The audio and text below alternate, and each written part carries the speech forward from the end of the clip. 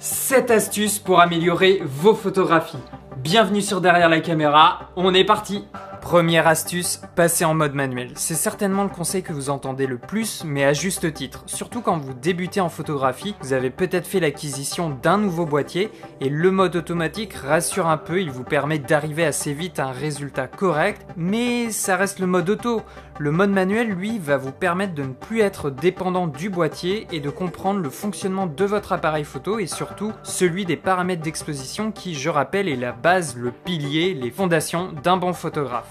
Deuxième astuce, utilisez une grande ouverture. Cela vous permet d'avoir une petite profondeur de champ dans votre image et donc de faire ressortir plus facilement un sujet de son environnement. Troisième astuce, utilisez les angles de prise de vue. On a tendance à rester à hauteur de visage et si vous trouvez que vos photographies n'évoluent pas, qu'elles se ressemblent un peu toutes, eh bien changez vos perspectives, vos angles de prise de vue, allez chercher des contre-plongées et des plongées, cela permet de faire évoluer votre regard et c'est encore une autre façon de capturer un moment. Quatrième astuce, prendre ses photos en RAW. De nos jours, quasiment tous les appareils photographiques proposent le format RAW qui est un fichier brut de décoffrage sans ou avec très peu de compression contrairement à un JPEG. Le RAW vous permet d'étendre la plage dynamique de votre photo et donc de capturer beaucoup plus d'informations, notamment dans les hautes lumières et les basses lumières. Cinquième astuce liée à l'utilisation du RAW, retouchez vos photos. Il n'y a aucune honte à retoucher vos photos, cela ne veut pas dire les dénaturer, mais bien au contraire, la retouche photo est une étape essentielle qui vient compléter la prise de vue et optimiser de manière significative les qualités déjà présentes lors du tournage. Et c'est notamment souvent à l'étape de la retouche photo qu'on reconnaît la patte d'un photographe. Sixième astuce, utilisez les avant-plans pour créer de la profondeur dans votre image. Utilisez un coin de mur, des feuilles, de l'herbe, que sais-je, de façon à créer de l'épaisseur dans ta photographie. Pourquoi pas même utiliser vos doigts, on vous prendra peut-être pour un fou, mais en attendant, vous allez créer plusieurs dimensions dans votre image et cela permet de rester créatif et surtout de proposer un contenu différent, original. Et puis c'est également une méthode pour guider aisément le regard du spectateur sur le sujet choisi.